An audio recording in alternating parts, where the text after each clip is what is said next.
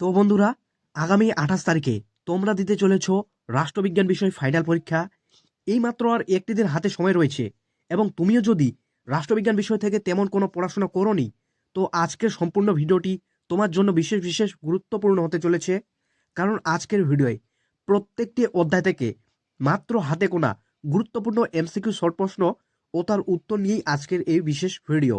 কাজে বন্ধুরা, তুমি যদি ভিডিওটি প্রথম থেকে শেষ পর্যন্ত প্রত্যেকটি এমসিকিউ শর্ট প্রশ্ন প্রত্যেকটি অধ্যায় থেকে কমপ্লিট করতে পারো, তো তুমিও কিন্তু রাষ্ট্রবিজ্ঞান বিষয়ে খুব দুর্দান্ত একটা রেজাল্ট করে ফেলবে।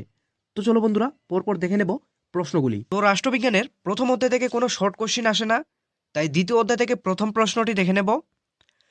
দ্বিতীয় মহাযুদ্ধ শুরু হয় উত্তর 1939 খ্রিস্টাব্দে এবং শেষ হয় 1945 খ্রিস্টাব্দে।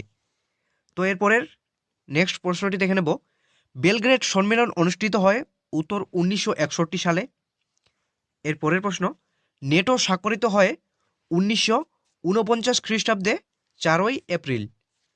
4 নম্বর দাগের প্রশ্নটি দেখে নেব। ঠান্ডা যুদ্ধকে গরম যুদ্ধ না বলে যুদ্ধের একটি নতুন কৌশল বলেছেন উত্তর ফ্রিডম্যান। ঠান্ডা লড়াই শব্দটি প্রথম প্রয়োগ করেন উত্তর বার্নার্ড বারুচ। দাতাত শব্দটির অর্থ উত্তর পরস্পরের প্রতি অবিশ্বাসপূর্ণ সম্পর্ককে সহজ করে তোলা। তো এই প্রশ্নটি এসসিকিউ আকারেও আসতে পারে। তো 7 নম্বর দাগের প্রশ্নটি দেখে নেব। ঠান্ডা যুদ্ধের সূচনা হয় উত্তর 1945 খ্রিস্টাব্দে। এশিয়ার একটি সামরিক জোটের নাম সিয়াটো। সাম্যবাদের প্রতিরোধের নীতি ঘোষণা করেন উত্তর ট্রুম্যান। তো তোমরা যারা টেস্ট পেপার একটু ঘাটাঘাটি করেছো, তো এই প্রশ্নগুলি বারবার কিন্তু দেখতে পেয়েছো।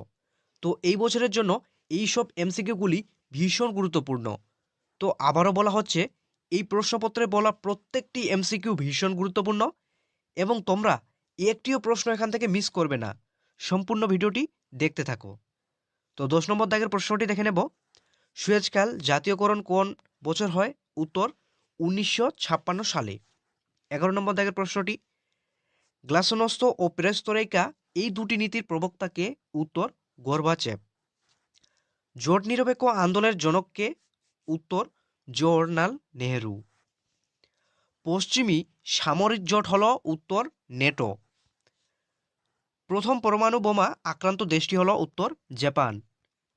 কিউবা সংকট দেখা দেয় উত্তর 1962 খ্রিস্টাব্দে। 15 নম্বর দাগের প্রশ্নটি, বার্লিন অবরোধ করেছিল উত্তর সোভিয়েত ইউনিয়ন 1948 খ্রিস্টাব্দে। বান্দুং সম্মেলন অনুষ্ঠিত হয় উত্তর 1955 খ্রিস্টাব্দে। এরপর 17 নম্বর দাগের প্রশ্নটি, মার্শাল পরিকল্পনা কোন বছর থেকে কার্যকর হয় উত্তর 1948 খ্রিস্টাব্দে। এরপরে ওয়ারশ চুক্তি সোভিয়েত ইউনিয়নের উদ্যোগে স্বাক্ষরিত হয় কত খ্রিস্টাব্দে উত্তর 1955 খ্রিস্টাব্দে 14ই মে। ভারত ও পাকিস্তানের মধ্যে তাসখন্ড চুক্তি স্বাক্ষরিত হয় উত্তর 1965 খ্রিস্টাব্দে।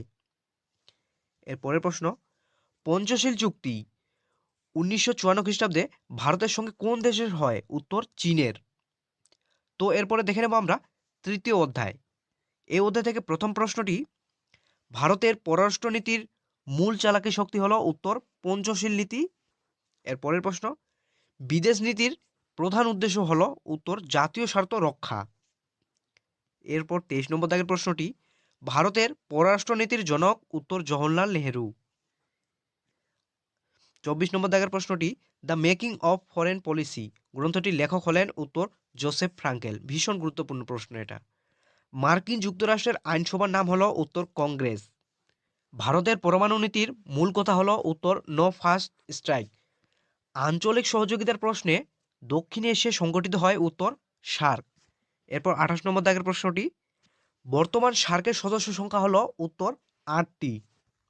জাতীয় স্বার্থ হলো বিদেশ নীতির মূল ধারণা, কথাটি বলেছেন উত্তর ফ্রাঙ্কেল। এরপর 30 নম্বর দাগের প্রশ্নটি, সার্কের নবীনতম সদস্য দেশটি হলো উত্তর আফগানিস্তান। এর পরের প্রশ্ন, সার্কের সদর দপ্তরটি অবস্থিত কাঠমান্ডুতে। ভারত পাকিস্তান সিমলা চুক্তি স্বাক্ষরিত হয় 1972 খ্রিস্টাব্দে। 33 নম্বর দাগের প্রশ্নটি, সাপটা চুক্তি কত খ্রিস্টাব্দে সম্পাদিত হয় উত্তর 1993 খ্রিস্টাব্দে। এর পরের প্রশ্ন, বিদেশ নীতির একটি কৌশল হলো উত্তর কূটনীতি। তো এরপর চলে আসবো আমরা চতুর্থ অধ্যায়। এই অধ্যায় থেকে প্রথম প্রশ্নটি, সম্মিলিত জাতিপুঞ্জের মানবাধিকার সংক্রান্ত ঘোষণা জারি হয় উত্তর 1948 খ্রিস্টাব্দে। 36 নম্বর দাগের প্রশ্নটি, ইউএনও প্রতিষ্ঠিত হয় উত্তর 1945 খ্রিস্টাব্দে। সম্মিলিত জাতিপুঞ্জের পূর্ববর্তী প্রতিষ্ঠানটির নাম উত্তর জাতিসংঘ বা লিগ অফ নেশন। এর পরের প্রশ্ন, জাতিপুঞ্জের সনদের মূল ধারা সংখ্যা হল উত্তর 111টি। এর পরের প্রশ্ন, আন্তর্জাতিক বিচারালয়ের সদস্য সংখ্যা হল 15 জন। 40 নম্বর দাগের প্রশ্নটি দেখে নেব, বর্তমান নিরাপত্তা পরিষদের মোট সদস্য রাষ্ট্রের সংখ্যা হল উত্তর 15 জন। এর মধ্যে 5টি স্থায়ী এবং 10টি অস্থায়ী সদস্য রাষ্ট্র। ইউএনও এর মানবাধিকার সংক্রান্ত ঘোষণাটি হয় উত্তর 1948 খ্রিস্টাব্দে। সাধারণ সভাকে বিশ্ব বিবেকের কণ্ঠস্বর বলেছেন উত্তর অস্টিন। প্রতিটি রাষ্ট্র সাধারণ সভার সদস্য পাঠাতে পারে সর্বাধিক উত্তর 5 জন করে। এর পরের প্রশ্ন, আন্তর্জাতিক বিচারালয়ের সদর দপ্তরটি রয়েছে উত্তর নেদারল্যান্ডের হেগ শহরে। সম্মিলিত জাতিপুঞ্জের অর্থ আইন সভা হল উত্তর সাধারণ সভা।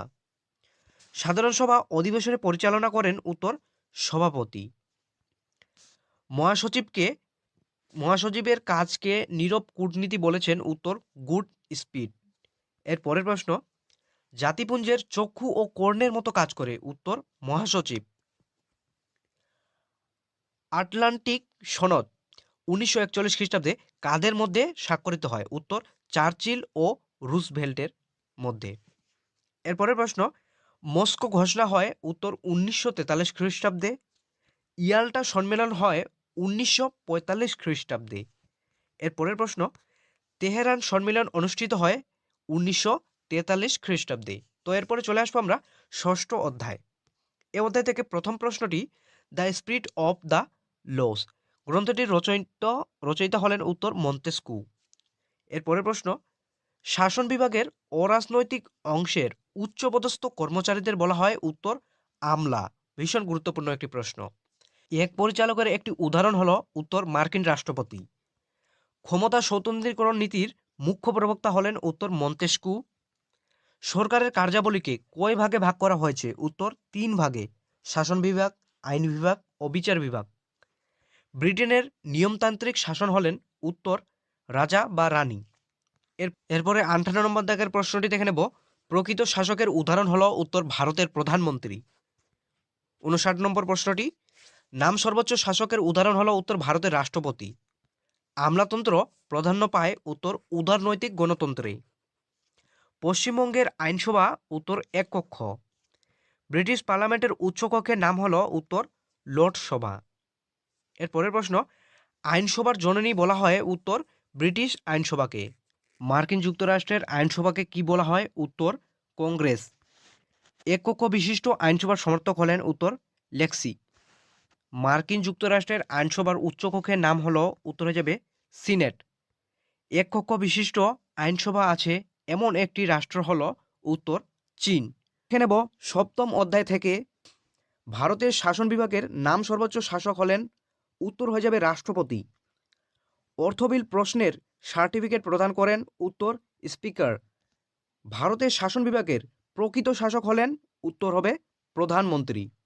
এর পরের প্রশ্ন, প্রধানমন্ত্রী হলেন সূর্যের মতো, তাকে ঘিরে কিন্তু বিভিন্ন গ্রহ আবর্তিত হয়, বলেছেন কে উত্তর আইভর জেনিংস। এর পরের প্রশ্নটি দেখে নেব আমরা, ভারতের প্রথম রাষ্ট্রপতি হলেন উত্তর ডক্টর রাজেন্দ্র প্রসাদ। তো আবারও বলে রাখি, আজকের প্রশ্নপত্রে বলা প্রত্যেকটি প্রশ্নই ভীষণ গুরুত্বপূর্ণ। তোমরা যদি ভালো রেজাল্ট করতে চাও তো এইখান থেকে একটি প্রশ্নও মিস করবে না। প্রত্যেকটি প্রশ্নে মনোযোগ দিয়ে দেখতে থাকো এবং সঙ্গে সঙ্গে মুখস্থও করে ফেলো। এর পরের প্রশ্নটি দেখে নেব, অর্থাৎ 66 নম্বর দাগের প্রশ্নটি, ভারতের আর্থিক জরুরি অবস্থা জারি হয়েছে উত্তর একবারও হয়নি, উত্তর হয়ে যাবে একবারও নয়। এর পরের প্রশ্ন, সংবিধান ভঙ্গের অপরাধে রাষ্ট্রপতিকে পদচ্যুত করা যে পদ্ধতি 61 নম্বর ধারায় আছে তা হলো, অর্থাৎ কোন পদ্ধতির দ্বারা রাষ্ট্রপতিকে পদচ্যুত করা হয় উত্তর হয়ে যাবে ইমপিচমেন্ট। এর পরের প্রশ্ন, স্বেচ্ছাধীন ক্ষমতা ভোগ করেন উত্তর রাজ্যপাল। এর পরের প্রশ্ন, কেন্দ্রীয় মন্ত্রিসভার নেতা হলেন উত্তর প্রধানমন্ত্রী। এরপর ৭০ নম্বর দাগের প্রশ্নটি, ভারতের প্রথম উপরাষ্ট্রপতি ছিলেন উত্তর ডক্টর সর্বপল্লী রাধাকৃষ্ণন। এর পরের প্রশ্ন, অর্থ বিল প্রথম উপস্থাপিত হয় উত্তর লোকসভায়। ভীষণ গুরুত্বপূর্ণ এগুলি প্রশ্ন। এর পরের প্রশ্ন, ভারতের অ্যাটর্নি জেনারেলকে নিযুক্ত করেন উত্তর রাষ্ট্রপতি। ভারতের উপরাষ্ট্রপতিকে কে নির্বাচন করেন? উত্তর হয়ে যাবে নিম্নকক্ষ ও উচ্চকক্ষ উভয়। নেক্সট প্রশ্নটি দেখে নেব, ভারতের প্রধানমন্ত্রীকে নিয়োগ করেন উত্তর রাষ্ট্রপতি। এর পরের প্রশ্ন, ভারতীয় সংবিধান অনুসারে রাষ্ট্রপতি জরুরি অবস্থা ঘোষণা করতে পারেন উত্তর 3 প্রকার। তো এরপর দেখে নেব আমরা অষ্টম অধ্যায় অর্থাৎ ভারতের আইন বিভাগ থেকে প্রথম প্রশ্নটি দেখে নেব, ভারতের পার্লামেন্টে গঠিত হয়েছে উত্তর রাষ্ট্রপতি, রাজ্যসভা ও লোকসভা নিয়ে। এরপরের প্রশ্ন, রাজ্য আইনসভা উচ্চকক্ষের নাম উত্তর বিধান পরিষদ। নেক্সট প্রশ্নটি, পার্লামেন্ট হলো খেলার বিষয় বলেছেন উত্তর মুসোলিনি। পার্লামেন্টের যৌথ অধিবেশনের সভাপতিত্ব করেন উত্তর স্পিকার। এর পরের প্রশ্ন, বিধানসভার সদস্য হতে গেলে ন্যূনতম বয়স হতে হবে উত্তর 25 বছর। এর পরের প্রশ্ন, হাং পার্লামেন্ট বা ত্রিশঙ্কু পার্লামেন্ট বলতে কি বোঝায়? উত্তরে যাবে যখন পার্লামেন্টের কোনো দল সাধারণত সংখ্যাগরিষ্ঠতা অর্জন করতে পারে না। এর পরের প্রশ্ন, রাজ্যসভার সর্বাধিক সদস্য সংখ্যা হলো উত্তর হয়ে যাবে 250 জন। এর পরের প্রশ্ন, লোকসভার সর্বাধিক সদস্য সংখ্যা হলো উত্তর হয়ে যাবে 552 জন। এর পরের প্রশ্নটি দেখে নেব, রাজ্যসভার সদস্যদের সাধারণ কার্যকাল হলো উত্তর হয়ে যাবে 6 বছর। পরের প্রশ্ন, পশ্চিমবঙ্গের বিধানসভার বর্তমান সদস্য সংখ্যা উত্তর যাবে 294 জন। এর পরের প্রশ্নটি, লোকসভার রাষ্ট্রপতি মনোনীত সদস্য সংখ্যা হলো উত্তর হয়ে যাবে 2 জন। এরপরে চলে আসবো আমরা নবম অধ্যায় অর্থাৎ ভারতের বিচার বিভাগ। এই অধ্যায় থেকে প্রথম প্রশ্নটি দেখে নেব, সুপ্রিম কোর্টের বিচারপতিদের নিয়োগ করেন উত্তর হয়ে যাবে রাষ্ট্রপতি। সুপ্রিম কোর্টের বিচারপতিদের অবসর গ্রহণের বয়স হলো উত্তর হয়ে যাবে 65 বছর। এর পরের প্রশ্ন, ভারতের সর্বোচ্চ আপিল আদালত হলো উত্তর সুপ্রিম কোর্ট। এর পরের প্রশ্ন, লোক আদালত প্রথম গঠিত হয়েছিল উত্তর জুনাগড়ে, যেটা গুজরাটে অবস্থিত। এর পরের প্রশ্ন, ভারতের সুপ্রিম কোর্ট পৃথিবীর যে কোনো সুপ্রিম কোর্টের অপেক্ষায় শক্তিশালী, এ কথা বলেছেন উত্তর এ কে আয়ার। এর পরের প্রশ্নটি দেখে নেব, হাইকোর্টের প্রধান বিচারপতির নিয়োগ সময় রাষ্ট্রপতি আলোচনা করেন উত্তর সংশ্লিষ্ট রাজ্যের রাজ্যপালের সঙ্গে। এরপরে 95 দাগের প্রশ্নটি দেখে নেব, হাইকোর্টের বিচারপতিদের অবসরকালীন বয়স হল উত্তর 62 বছর। এর পরের প্রশ্নটি, পশ্চিমবঙ্গ ছাড়া কলকাতা হাইকোর্টের এলাকা রয়েছে উত্তর আন্দামান ও নিকোবর দ্বীপপুঞ্জ। ক্রেতা সুরক্ষা আইন তৈরি হয় উত্তর 1986 খ্রিস্টাব্দে। এর পরের প্রশ্ন, সুপ্রিম কোর্টের আপিল এলাকা হলো উত্তর হয়ে যাবে 4টি। এর পরের প্রশ্ন, পশ্চিমবঙ্গের লোক আদালত গঠিত হয় উত্তর 1987 খ্রিস্টাব্দে। এর পরের প্রশ্ন, নিজ এলাকায় নাগরিকদের মৌলিক অধিকার রক্ষার জন্য হাইকোর্ট লেখ জারি করে সংবিধানে উত্তর 226 নম্বর ধারায়। এরপরে দশম অধ্যায় দেখে নেব প্রথম প্রশ্নটি, জেলা পরিষদের প্রশাসনিক প্রধান হলেন উত্তর হয়ে যাবে সভাধিপতি। এর পরের প্রশ্ন, গ্রাম সংসদের সভা অনুষ্ঠিত হয় বছরে 2 বার। এর পরের প্রশ্ন, পশ্চিমবঙ্গ ন্যায় পঞ্চায়েত আইন প্রণীত হয় উত্তর 1973 খ্রিস্টাব্দে। ভীষণ গুরুত্বপূর্ণ প্রশ্ন একটি। তো এরপরে পরের প্রশ্নটি দেখে নেব, গ্রাম পঞ্চায়েতের প্রথম সভা আহ্বান করেন কে? উত্তর বিডিও। এর পরের প্রশ্ন, বর্তমান তপশিলি জাতির জন্য যত আসন সংরক্ষণের ব্যবস্থা আছে তা হলো মোট আসনের উত্তর হয়ে যাবে 1/3। তো প্রশ্নটি তোমরা উত্তরটি ভালোভাবে দেখে নেবে, 1/3। এর পরের প্রশ্ন, কলকাতা কর্পোরেশনের প্রধান প্রশাসনিক সংস্থা হলো উত্তর স্ব-পরিষদ মেয়র। এর পরের প্রশ্ন, পশ্চিমবঙ্গের প্রথম পঞ্চায়েত নির্বাচন অনুষ্ঠিত হয় উত্তর 1978 খ্রিস্টাব্দে। এর পরের প্রশ্নটি, প্রতিটি গ্রাম পঞ্চায়েতে 1.5 জন সদস্য নিয়ে গঠিত হয়, কতজন? উত্তর 5 থেকে 30 জন। প্রশ্নটি ভীষণ গুরুত্বপূর্ণ, তোমরা দেখবে প্রত্যেকটি টেস্ট পেপারের পাতায় পাতায় এই প্রশ্নটি রয়েছে। তো এর পরের প্রশ্নটি দেখে নেব, পঞ্চায়েত সমিতির সভা পরিচালনা করেন উত্তর সভাপতি। এর পরের প্রশ্ন, পৌরসভা নির্বাচিত প্রতিনিধিদের বলা হয় উত্তর কাউন্সিলর। এরপরে নেক্সট প্রশ্নটি, জাতীয় উন্নয়ন পরিষদ গঠিত হয় উত্তর 1958 খ্রিস্টাব্দে। এর পরের প্রশ্ন, পঞ্চায়েত সমিতির প্রশাসনিক আধিকারিক হলেন উত্তর বিডিও। এর পরের প্রশ্ন, ছোট্ট শহরগুলির স্বায়ত্তশাসন পরিচালিত হয় উত্তর পৌরসভার দ্বারা। এর পরের প্রশ্ন, কলকাতা পৌর নিগম আইন প্রণীত হয়েছিল উত্তর 1993 সালে। এরপরে শেষ প্রশ্নটি, গ্রাম পঞ্চায়েতের ব্যবস্থার ধারণাটির যার মস্তিষ্ক প্রসূত উত্তর হয়ে যাবে মহাত্মা গান্ধী। তো এই ছিল আজকের ভিডিওতে বলা সমস্ত শর্ট প্রশ্ন। তো রাষ্ট্রবিজ্ঞান বিষয় সম্পূর্ণ বই থেকে মাত্র 115টি এমসিকিউ শর্ট প্রশ্ন তোমার যদি কমপ্লিট থাকে, তো তুমিও অন্যান্য ছাত্রদের মতো 10 ধাপ এগিয়ে এবং তোমার ভালো রেজাল্ট করতে কিন্তু কেউ আটকাতে পারবে না। তো দেখা হচ্ছে এর নেক্সট কোনো ভিডিওয়। ততক্ষণ তোমরা ভালো থাকো, সুস্থ থাকো এবং মনোযোগ দিয়ে পড়াশোনা করতে থাকো। ধন্যবাদ।